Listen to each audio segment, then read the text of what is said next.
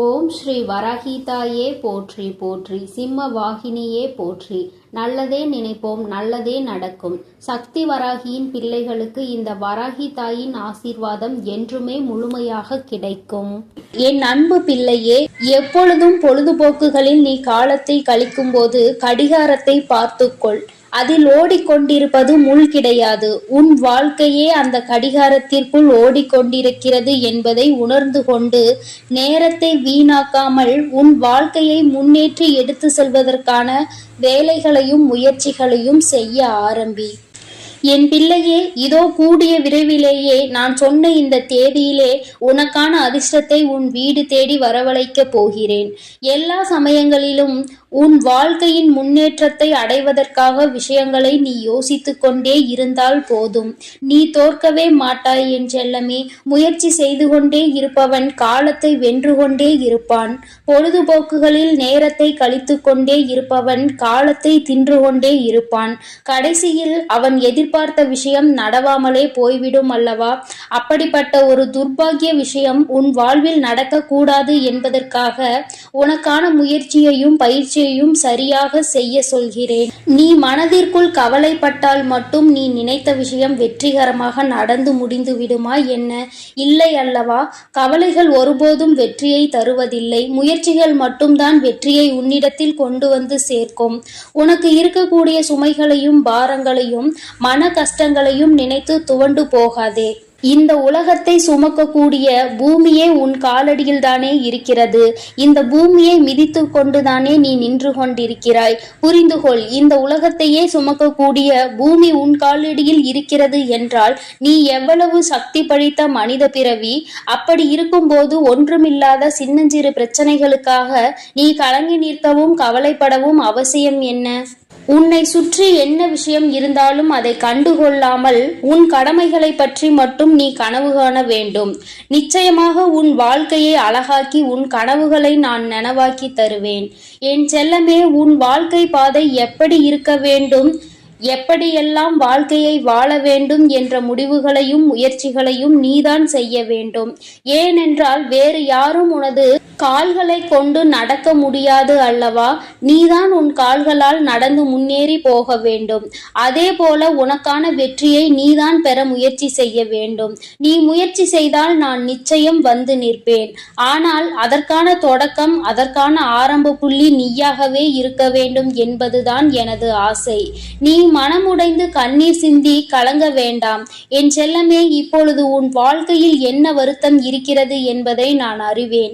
வருத்தங்களை எல்லாம் போக்கி உன் வாழ்வில் வசந்தத்தை கொண்டு வருவதற்கு உன் வராகி அம்மா நான் இருக்கிறேன். நீ ஏன் தேவையில்லாமல் மனம் கஷ்டப்பட்டு உன் வருத்தங்களை எல்லாம் மனிதர்களிடம் கொண்டு போய் சொல்லிக் கொண்டிருக்கிறாய்? உன் கஷ்டங்களையும் கவலைகளையும் மனிதர்களிடம் சொல்வதற்கு பதிலாக உன் வராகி அம்மா என்னிடம் வந்து சொல்.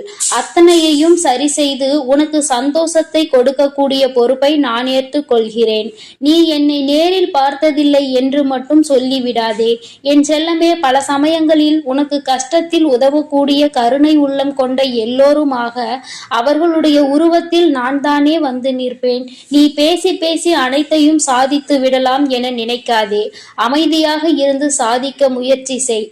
அந்த அமைதிதான் நீ அமைதியாக செய்யக்கூடிய முயற்சிகள் தான் மற்றவர்களை உன் அருகில் வருவதற்கே பயமுறுத்தக்கூடிய விஷயங்கள். உன் மனதின் துன்பத்திற்கு காரணம் என்னவென்று நான் சொல்லட்டுமா?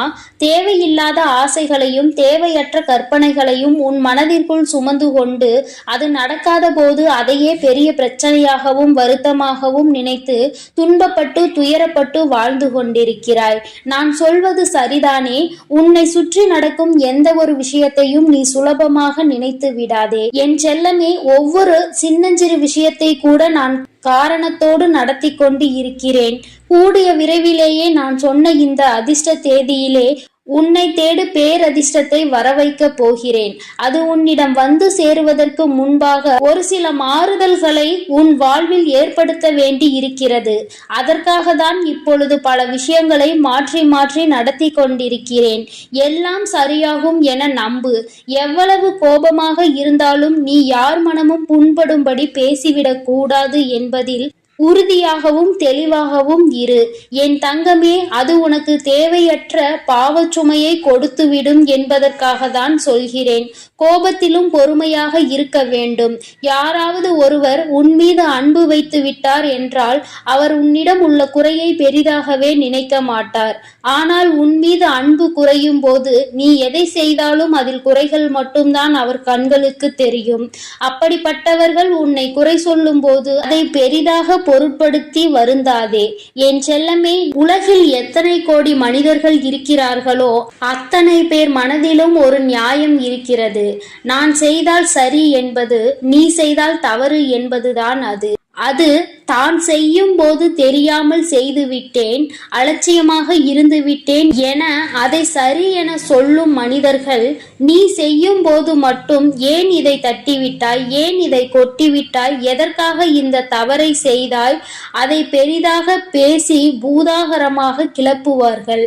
அப்படி உன்னை நோக்கி வரக்கூடிய வார்த்தையை கண்டும் காணாமல் கடந்து போய்விடு. ஆனால் ஒரு விஷயம், எந்த காரணம் கொண்டும் யார் வாழ்விலும் நீ துன்பத்தை தரும்படி எந்த செயலையும் செய்துவிடக் கூடாது என் செல்லமே.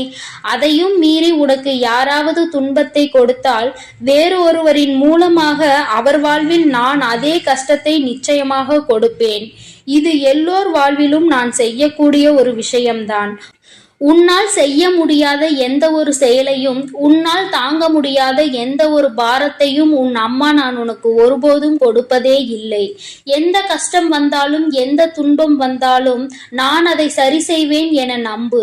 வாழ தெரிந்தவர்கள் எல்லோரும் தன்னை பற்றி நடக்கக்கூடிய துன்ப நிகழ்வுகளை பெரிதாக நினைக்காமல் அத்தனையையும் சரியாகும் என மனதில் தைரியத்தை வரவழைத்து விடுவதால் தான் அவர்கள் துன்பத்தை பெரிதாக நினைப்பதே இல்லை, நிம்மதியாக வாழ்ந்து கொண்டிருக்கிறார்கள். இப்போது நீ பல மனிதர்களை பார்க்கிறாய் தானே. அதில் ஒரு சிலர் எப்போதும் சந்தோஷமாக இருக்கிறார்கள், ஒரு சிலர் சிரித்துக்கொண்டே இன்பமாய் வாழ்க்கையை வாழ்ந்து வருவதாக நீ பார்க்கிறாய். ஆனால் உன் கண்களுக்கு தெரிவது போல அவர்கள் வாழ்க்கை இல்லை என் செல்லமே. அவர்கள் வாழ்விலும் எவ்வளவோ கஷ்டங்களும் பிரச்சனைகளும் இருக்கத்தான் செய்கிறது. ஆனால் அவர்கள் அதை பெரிதாக நினைக்காமல் அதில் மனதை ஈடுபட செய்யாமல் நல்ல விஷயங்களின் பக்கம் தன் மனதை திருப்பி விடுகிறார்கள். அதுபோல நீயும் உன் வாழ்க்கையில் இருக்கக்கூடிய கஷ்டங்களை பெரிதாக நினைக்காமல், கவலைகளை பெரிதாக உயர்த்தி வருத்தப்படாமல் அதை துச்சமாக நினைத்து தூக்கி எறிந்து விடு.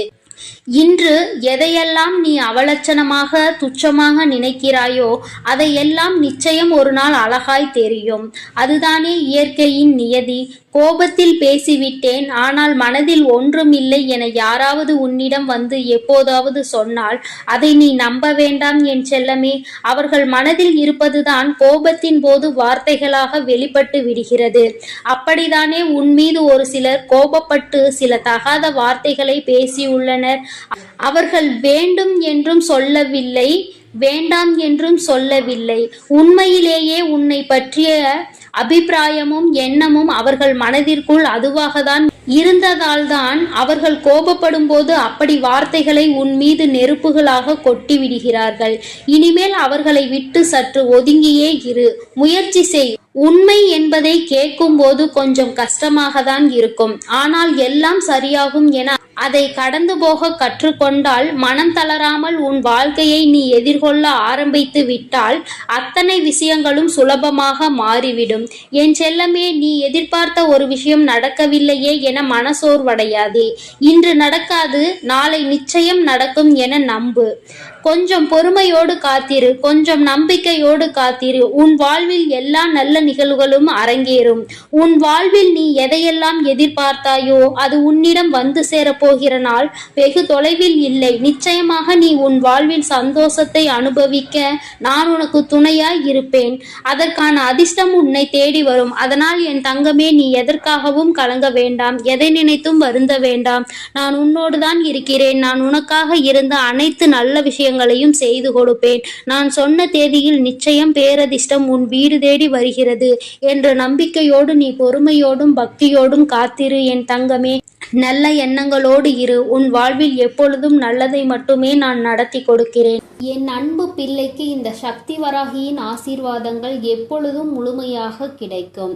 ஓம் ஸ்ரீ வராகி தாயே போற்றி போற்றி. பஞ்சமியின் நாயகியே போற்றி. சிம்ம வாகினியே போற்றி.